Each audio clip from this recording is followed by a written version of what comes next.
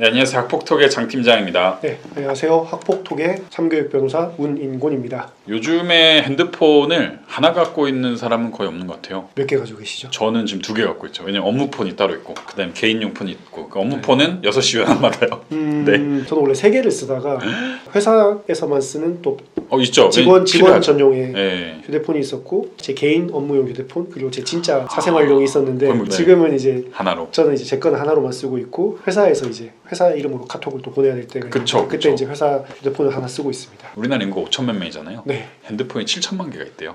네, 그러니까 인구보다 많은 거예요. 네, 많아요. 무조건 많아요. 근데 이제 핸드폰이 많아지면서 좋은 일도 많지만 또 안 좋은 일도 많아졌죠. 그렇죠. 저희가 지금 다루고 있는 학폭에서도 네. 이 휴대폰 때문에 일어나는 일들이 정말 많죠. 예전엔 사실 뭐 이슈도 안 됐을 법한 일들이 이제는 이슈가 되고 예전에는 얼굴을 마주 봐야지만 학폭이 됐잖아요. 그렇죠. 근데 이제는 얼굴 마주 안 봐도 학폭이 된다라는 그렇죠. 게 되게 이슈가 되는 게 사이버 폭력이라는 건데 이것 좀 얘기해 주시면 좋을 것 같습니다. 네, 법률상에 사이버 예. 폭력에 대한 예시들이 뭐 열거돼 있다라든지 명확한 정의가 있다고 하는 건 아닙니다. 네. 근데 이제 정보통신망, 이제 SNS를 이용해서 일어나는 학폭 폭력을 말하고 네. 대표적으로는 이제 사이버 모욕, 사이버 명예훼손, 사이버 성폭력, 사이버 네. 따돌림, 네. 사이버 스토킹 등이 있습니다. 사실 이제 말씀드린 건 예시적인 것에 불과하고 훨씬 그 유형이 이제 셀 수 없을 만큼 많을 수도 있습니다. 사이버 폭력에 대한 예시들이 모두 있는 게 아니라는 건가요? 학폭 네. 폭력 예방법에. 사이버 폭력이라는 것들이 이제 워낙 유형이 다양하고 이제 네. 법률적으로 규정해 버리면 학폭 인정에 이제 또 제한이 생겨버리기 때문에 네네. 유형화를 시켜서 이제 열거를 무조건 하고 있고 여기에 딱 해당된다 이렇게 규정을 하고는 있지는 않지만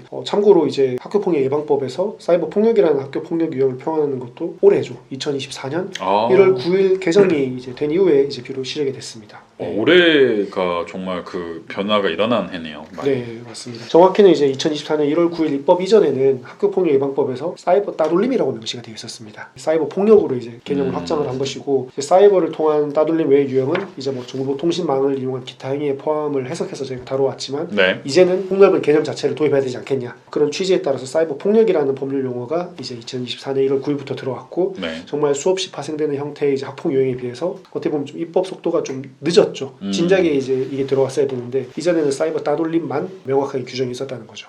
사실 또 저희가 추후에 또 얘기할 건데 딥페이크도 사실 원래 성인들이 많이 했는데 맞습니다. 이 기술을 청소년들이 너무 잘 배우다 보니까 맞습니다. 청소년들 사이에서도 이것도 학폭이 될 수 있나요? 이 부분도 지금 명확하게 규정된 게 예. 없어서 이게 지금 법에 또 들어오는 논의가 지금 들어오고 있습니다. 그런데 이제 좀 애매한 거죠. 그러니까 딱 규정된 게 없으니까 또 딥하게 들어가는 것 같은데 이제 예. 개형 법정주의라는 또 원칙이 있습니다. 이 형벌로 이제 결국 죄를 규정을 해서 처벌을 하려면 법에 규정이 돼 있어야 되는데 이게 명백히 규정이 돼 있지 않는 걸 가지고 변호사들이 또 파고들어서 주장을 하고 합니다. 뭐 성착취물이라고 한다라든지 그런 부분에 있어서는 결국에 또 뭐 유통할 목적이라든지 이런 또 다양한 또 재반 또 요건들이 필요합니다. 그렇기 때문에 이제 그런 것들이 규정이 되어 있지 않아서 지금 딥페이크 부분도 문제가 계속되고 있고 다른 것으로 포함을 시켜서 지금 이제 처벌을 하고 있지만 결국에는 명확한 개념 자체가 들어온다면 딥페이크 관련 범죄는 제가 생각했을 때는 처분 수위가 세질 거라고 예상을 합니다. 워낙 지금 안 좋은 케이스들이 많아서 맞습니다. 그렇겠네요. 네. 요즘에 진행이 되는 사이버 폭력 유형이 어떤 게 좀 있을까요? 최근에 이런 사건들 많은 것 같아요. 저격이라고 하죠. 네. 그래서 이제 피해 학생을 공개적으로 비난하는 글을 올린다라든지 피해 학생의 SNS 좌표를 지정을 해서 거기 가서 이제 악플을 달자라는 식의 이제 글을 올리는 행위들을 아이들 사이에서는 이제 누구를 저격하자라고 하는 것 같습니다. 약간 따돌림의 한 단계 윗 버전이네요. 그렇죠. 네, 맞습니다. 성인들이 이용한 커뮤니티에서도 특정 대상을 비난하는 저격글들이 올라오는데 학교 폭력에서도 이게 많이 일어나는 이유가 또 있나 보네요. 그렇죠. 그리고 또 다음으로 많이 발생하는 부분이 이제 카톡인 것 같습니다. 네. 이제 요즘은 많이 없는 것 같은데 네. 카톡 과목 형식으로 피해 학생이 이제 있기 싫어하는 단체방에 계속 초대를 하는 방식들이 있었고요. 근데 이제 최근에는 이제 카톡 기능으로 이제 이걸 거부를 할 수가 있죠. 몰랐습니다. 아예 초대 거부하기 이걸 누르면 아예 그 방에 초대가 되지 않기 때문에 요즘은 이제 이런 것들은 없고요. 근데 이제 이런 유형보다는 이런 용어 아십니까? 떼카라고 해가지고 떼카. 네, 떼카라고 해서 단체 대화방에 초대된 학생을 향해서 때로 욕을 쏟아내는 그리고 단체 대화방에 초대하고 피해 학생의 말을 이제 무시하고 없는 사람 취급을 한다라든지 피해 학생만 남겨두고 모두가 뭐 방을 나가버린다든지 이런 것들이 이제 학폭 유형이 될 수 있다는 거죠. 와, 좀 심각하네요, 진짜로. 네. 카톡이라는 게 사실 생겨서 되게 유용해졌는데 오히려 이게 범죄도 유용이 되네요. 그렇죠. 또 어떤 유형이 있을까요?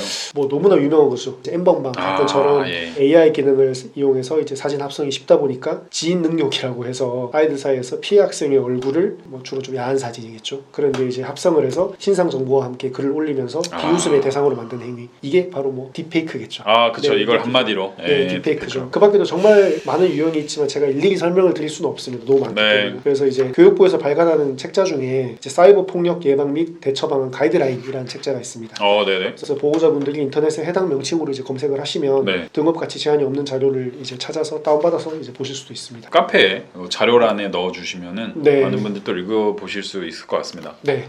사이버 폭력은 이제 비대면 상태에서 이제 개인적이고 은밀하게 발생한다는 또 특징이 있고 또 시간과 공간의 제약이 없기 때문에 피해 파급력이 굉장히 큽니다. 네. 상대적으로 다른 범죄에 비해서. 그리고 피해 내용이 빠르게 전파가 돼서 기록을 또 완전히 삭제하기도 좀 어려운 경우도 있습니다. 이게 뭐 이미 너무 많이 퍼진 거죠. 그러니까 거짓말이라도. 그렇죠. 이미 여기서 이제 퍼졌던 것들이 내가 네. 모르는 커뮤니티에 가서 막 퍼지는 경우도 있고 네. 이제 확장성이 크다는 거죠. 그래서 자녀분과 이제 사이버 폭력을 비롯한 이슈들에 대해서 좀 자주 대화를 나눠주고 평소 자녀들의 온라인 활동에 대해서 또 좀 관심을 보이시고 이러면 네. 충분히 이런 것들이 좀 예방이 되지 않을까라는 생각도 듭니다. 온라인이라는 게 익명성도 있기 때문에 누구를 콕 집어서 범죄를 저질렀다라고 신고하기도 애매하지만 이런 걸 평소에 얘기를 많이 하면은 충분히 가능할 것 같고 반대로 가해자 부모님 입장에서는 야 그런 것도 폭력이다라고 계속 주지를 시켜주는 게 좋지 않을까 싶습니다. 네, 뭐 현재 학폭 문제 해결을 하기 위해서 교육기관에서 정말 많은 교육 프로그램들을 진행을 하고 있고 네 맞습니다. 교원분들께서 너무 힘써주시는 것으로 알고 있습니다. 아이들이 이런 교육도 이제 받고 이런 교육들을 통해서